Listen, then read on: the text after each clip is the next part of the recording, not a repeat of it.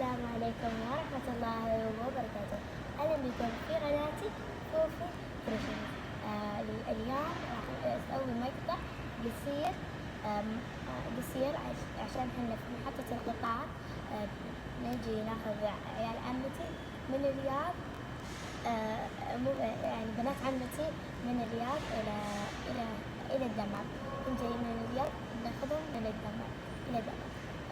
والحين وبعدين بعد ما ناخذهم يعني من محطة القطار بنروح البار. أول شيء قبل ما نروح البار نروح البيت، ناخذ عزبتنا والأغراض، يعني نثبت فيها الأغراض.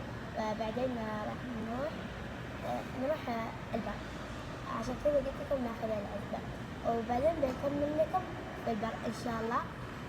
يلا مع السلامة، أحبكم كثير.